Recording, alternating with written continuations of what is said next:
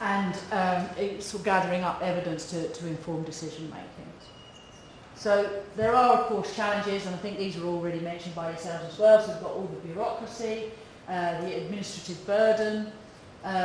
Some people might feel it's a lack of trust, and even peer review of teaching, as in some institutions, has been really difficult to get through because people say, right, no, nobody's coming in and watching me teach, as if this is some kind of secret thing that they're doing. You should trust me to be able to teach my subject and assess my subject. I'm the expert. I know what's what. And so some academics sort of feel like they're not being trusted. I think that's kind of slightly backward-facing kind of approach nowadays. This one I do think is really interesting, stifling of creativity. People are nervous about trying something new and being innovative and doing something different with their students because if they suddenly get sort of bad module feedback, that feeds into the quality assurance processes and drives a bad mark against them. So if you're doing something different with your students and they go, oh, could you not just give us the lecture notes that we can just revise and repeat and regurgitate for you? You're saying, right, no, I want you to do problem-based learning and I want you to be challenged, I want you to be excited. And they go, no, I don't want all of that, I just want to do a multiple choice quiz so that I don't have to think about it. So people are nervous about trying something new, particularly if they are, striding forward, in front of everybody else in terms of their teaching. So with any kind of view, assurance methods, where particularly when it's metric based, people can game the system. Do you understand what I mean by that? So, for example, in the Teaching Excellence Framework, the TEF that we're just doing in the UK at the moment, one of the outcome measures is kind of based on the employment salaries of your graduates, and it's like 6 months after and then so many years after you graduate. So if that's just taken as a standard metric, what you would do is say, right, okay, well, we're going to get rid of our nursing program because our nurses only earn 20,000, so they'll bring all our data down. We're going to get rid of our teaching programs and our social science programs and our arts programs, and we're only going to train doctors, and we're going to train dentists, and we're going to train engineers and finance people because they all earn big salaries, and we're just going to cut the rest of the courses. Okay, so that would be a way of gaming the system, because it means your score goes up, but actually your teaching's not much better, and you've actually kind of reduced your offer. You might say, right, okay, I'm not going to take in any students with special needs because if I don't give them all, if they don't all improve, then that's going to lower my score. Okay, so that's what I mean by gaming the system. So metrics have to be very carefully designed to reduce those kind of unintended consequences of the quality assurance measures. It would help. It would be the same for the teachers too. Yes. They would start focusing on whatever would bring their numbers up. Yes. Yes. Well, yes, exactly. Quality. Yeah. Quality. So I could say, right, okay, what I'm going to do is give all of you guys a draft of my fellowship application. All you've got to do is change keywords here and there. Just make it your own and submit it, and then I'll have 100% success rate, and I will be, the best fellowship teacher ever. Yes, and you can see you can do that in your own practice. We'll have lots of, we'll do the same test. I'll do it formatively with you this week, and then we'll do it as an exam next week, so you'll all know exactly what the questions are and where we're going. Okay, so it's important.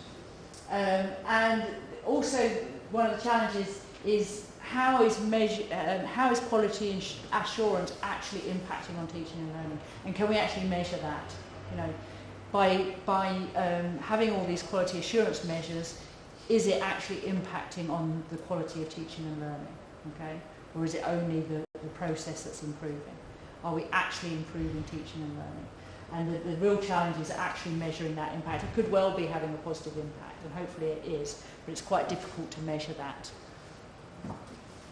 Okay, so it's depressed you all.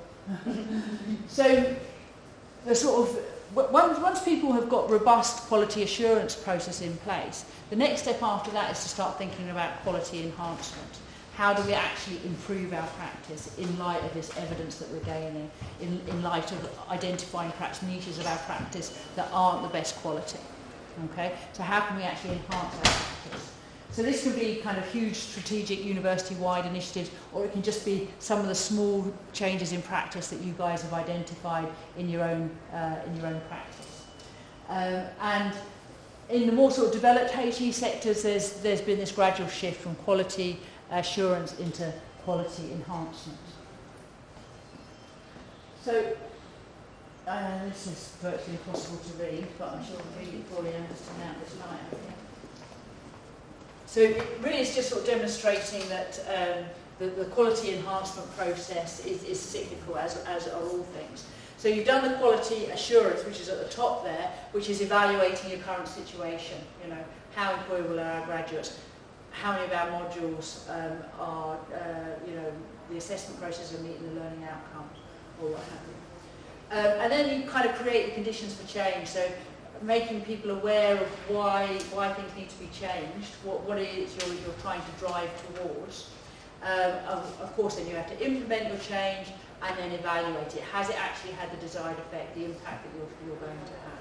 Okay, and then share the new practice. Okay, so your quality assurance process might say, well, actually, our graduates have not got the problem-solving skills that was in our university mission statement and that our employers want. So our quality assurance processes has thrown that up. Okay, so our students are not very good at solving problems. So you would create the conditions for change. You would identify what resources you would need in place, different processes for encouraging problem-based learning skills. So you maybe look at the literature, maybe look at the evidence base, find out what it is that you need to encourage their problem-based learning or their problem-solving skills. You might decide that problem-based learning is the way to go. You would then implement that change and then evaluate the impact. Okay, is that actually starting to develop those skills more effectively? And if it is, you then share that across your course team, across your faculty, across your institution. Okay, and then that has an impact on the quality assurance. So you can see that this is the circular process. So before the other thing that I've asked you to do before you came, the third thing, to see if we've got any luck with this one, and if not, we're going to start on it this afternoon, was your enhancement activity. So at the end of last module 2, you shared some of the things that you were planning to change in your practice. Yes? Okay. Now, did anybody complete that pro forma that I put onto the VLE? Come on, surprise me. No? Okay, right.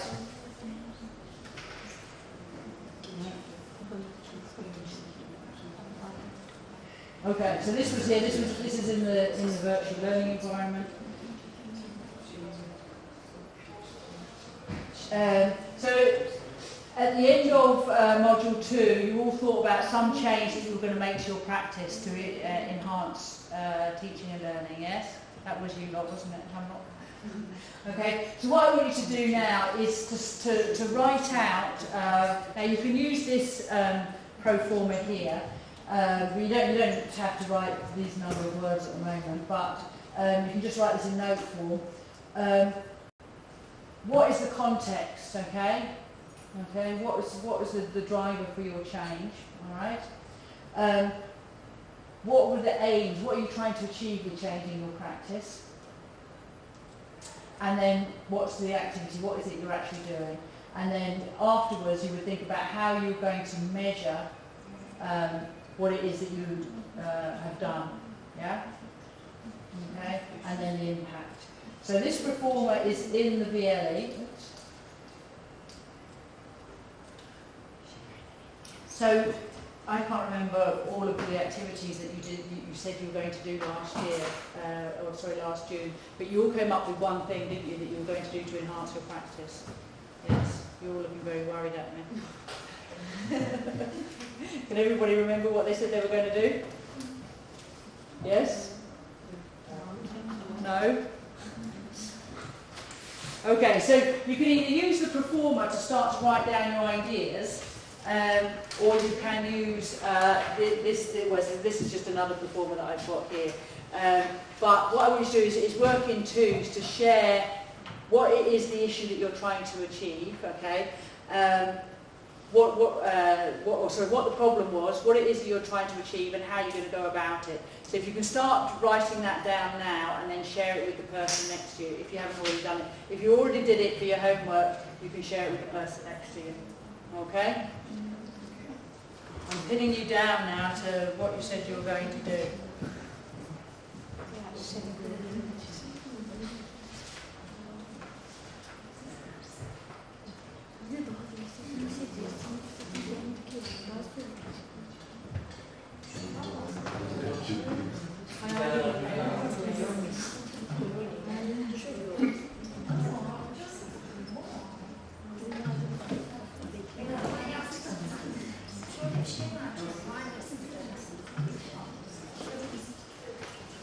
Well, I'm sure I definitely asked you to do something to enhance your teaching practice.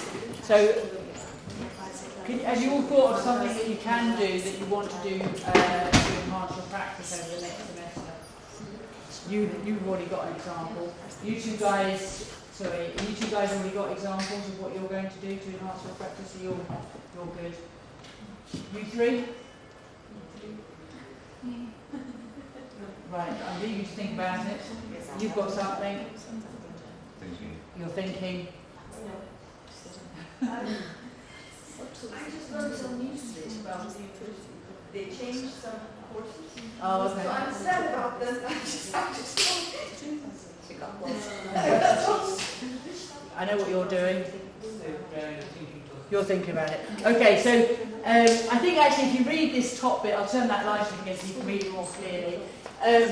Think about, if you're going to, we've spoken over the last two modules about loads of different innovations and changes to practice, okay?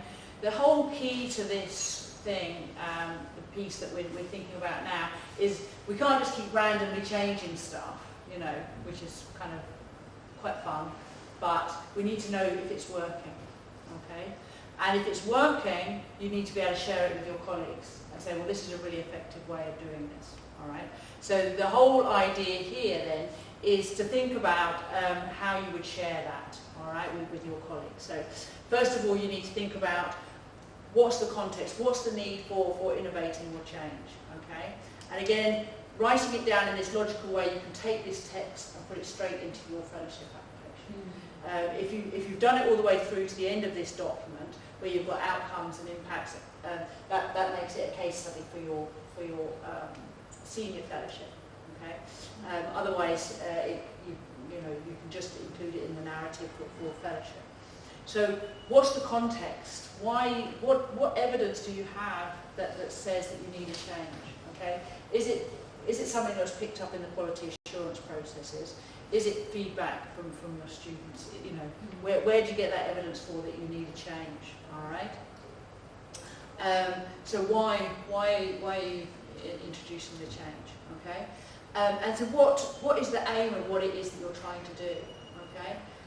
I want students to learn from their feedback more as they go through the project. I want students to become more independent learners and not just waiting for feedback from me. So I'm trying to scaffold off that process. So what is it that you're aiming to achieve? All right. And then the next part after that is obviously looking at the activity itself. What is it you're going to do differently? So, example there, you're going to break up the project into these mini projects or mini steps. So, this doesn't have, there's word counts on here, but they're not critical for what you're doing now. You can just put this in bullet points. What is it you're actually going to do? And then you actually complete this section next. If you've already done something and you're writing this as a case study, you can put this in here now. But you could start thinking of what the outcomes are going to be. So what is it you're going to measure to see if there's been an improvement? Are you going to measure students' marks? Are you going to measure their attendance? Are you going to, is it going to be a whole long-term, you might be changing the whole course delivery of the engineering faculty, okay? But you might be measuring employment in 5 years' time, okay? Okay, so the time scale of the implementation and the scale of the implementation is going to be important.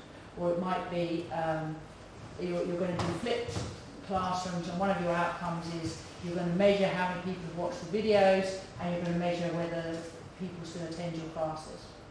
Okay, so you've got two outcome measures. One is just a technology thing. You can see how many people have clicked on the video and watched it, and then you can measure the attendance. So you're already thinking about your outcome measures, and that's going to give you an indication of student engagement. All right. Okay. So think about what you're going to measure. All right. So those are the first sort of 3 steps. Okay. So I'll leave you without me talking for 10 minutes while you think about that.